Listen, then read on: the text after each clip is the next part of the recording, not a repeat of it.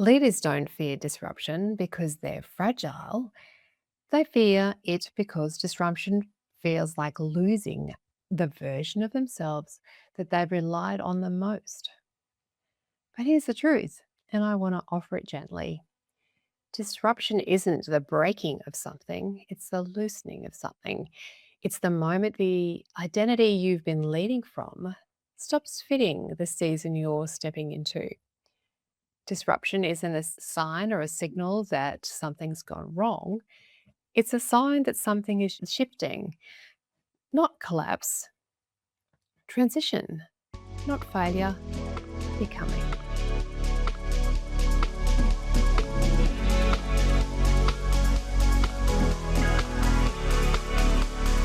Welcome back to the Leadership Longevity Podcast. I'm Elizabeth Hughes, and today we step into Survival Driver 3, the transition distortion pattern. If Survival Driver 1 was about your capacity and the driver number 2 was about your influence, Survival Driver 3 is about something more intimate. It happens when the identity you've been leading from no longer fits the season you're stepping into. This survival driver doesn't begin in the environment, it begins in you. Not when the pace accelerates, not when the pressure rises, but in that quiet, disorientating moment when the role, identity, or version of yourself that once felt so solid starts to feel too small, too tight, or no longer true.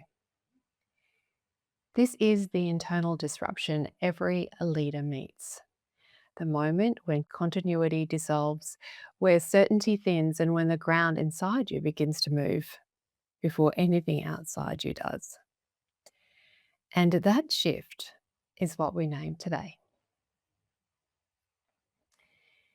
Inside our leadership longevity ecosystem, this survivor driver 3 sits in the identity layer, the layer that holds that sense of self, your internal continuity, and the story you lead from. When this layer becomes unstable, your leadership doesn't collapse, it destabilizes. You feel the gap between your versions of yourself and the tension between chapters. You feel the disorientation of becoming before you know who you're actually becoming. And here's the part most leaders never name. Identity doesn't shift in isolation. It shifts inside an ecosystem, and the way that you move through disruption quietly shapes the conditions that others inherit. The myth of disruption tells you that disruption is destabilizing. Means something is wrong. Disruption is a threat to progress. Disruption should be avoided, minimized, controlled. But here's the regenerative truth.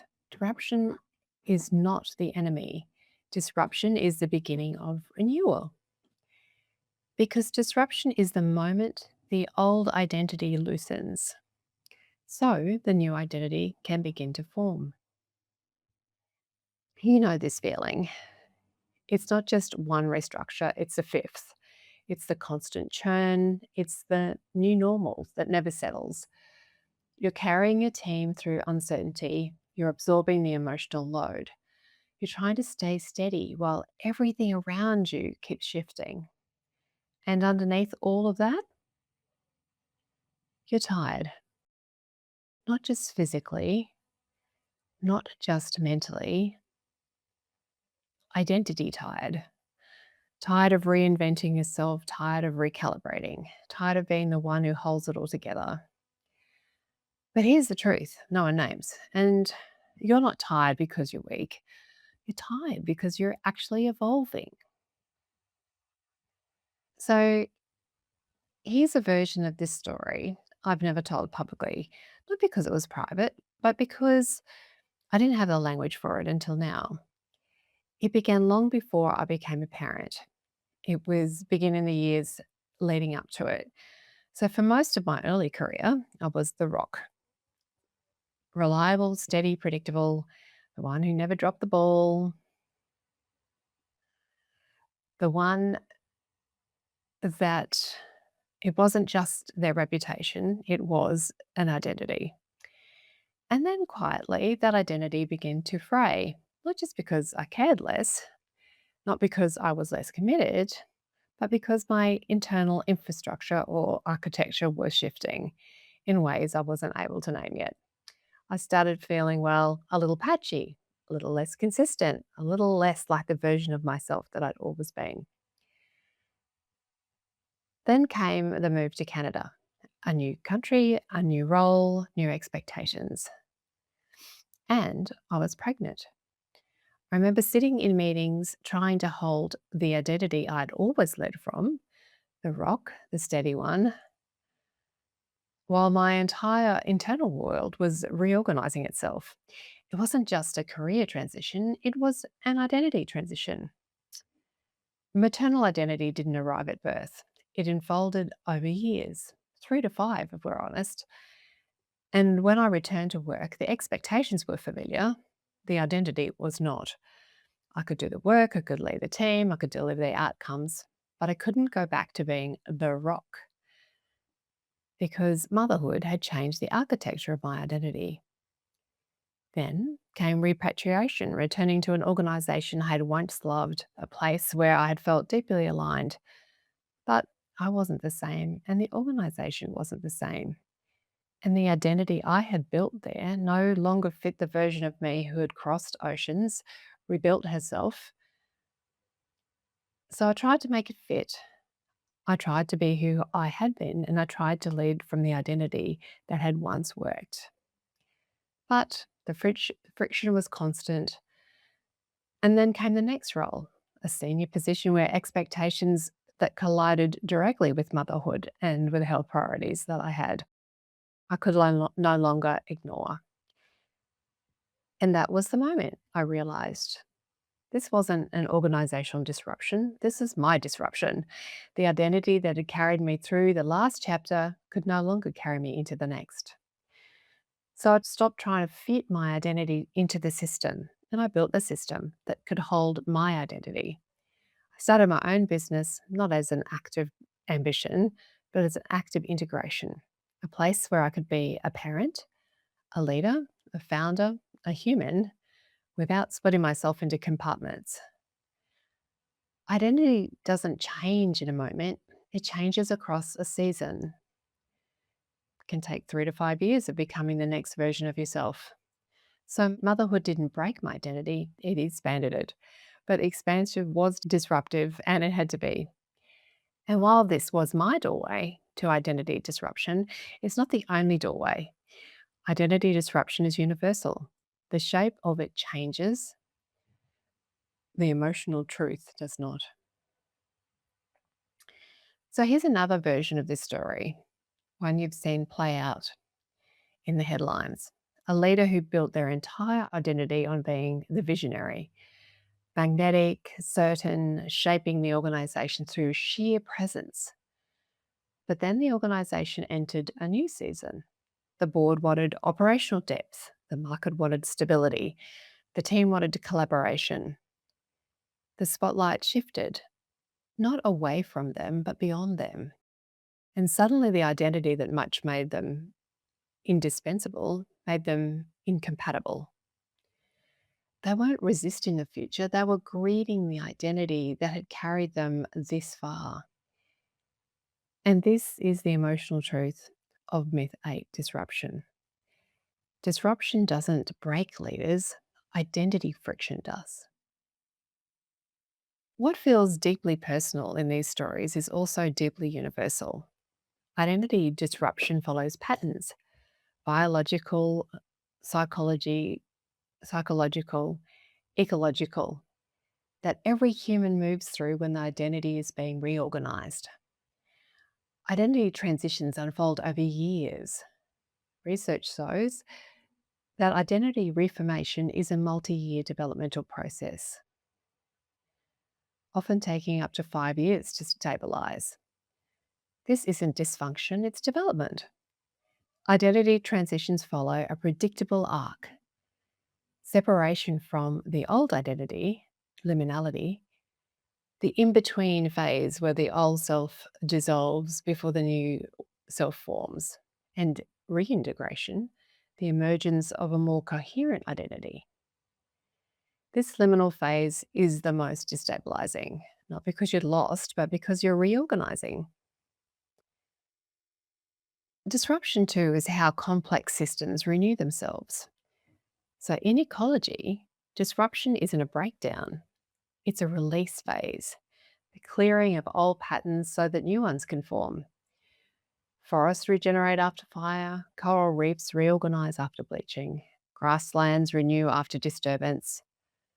Human identity works the same way. Disruption dissolves the version of you can't carry forward, so the next version can emerge. And just as ecosystems become more adaptive through cycles of disturbance, humans become more resilient through cycles of identity transition. Not by bouncing back, but by reorganizing into a more integrated, future ready version of themselves. This is the modern definition of resilience, not recovery, reorganization. So, identity friction is normal.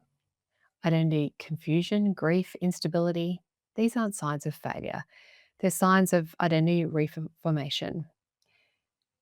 The discomfort is not a problem, it's a signal that the old identity is listening so the new identity can take shape. Your brain also reorganizes during identity transitions. Neuroscience shows that during major transitions, the brain enters a state of heightened plasticity. Old neural pathways weaken and new ones begin to form. Your sense of self literally rewires. This is why transitions feel disorientating and why there are also periods of accelerated growth. So, identity disruption isn't a loss of competence, it's a temporary loss of coherence. Your internal narrative is being rewritten, your sense of self is being updated, your leadership identity is being re anchored. This is why disruption feels so personal. It's not your world that's destabilizing, it's your identity. Disruption isn't the end of stability, it's the beginning of regeneration. It's the moment system, your team, your organization signals that something new is trying to take shape, not despite this disruption, because of it. Disruption is not destabilizing. Disruption is regenerative. It's the beginning of the new version of you. It's the moment your internal ecosystem says, this identity has taken you as far as it can. It's time to grow into the next one. Disruption is not a crack in your foundation, it's an opening. So, this week for your tiny experiment, notice one moment of friction, a moment where something feels off, tight, no longer you. Instead of fixing it, pause. Ask, what if this is the beginning of a transition, not a problem? Then take one micro action. Write down what feels misaligned. Name what part of you is being stretched. Identify what identity you're trying to hold on to.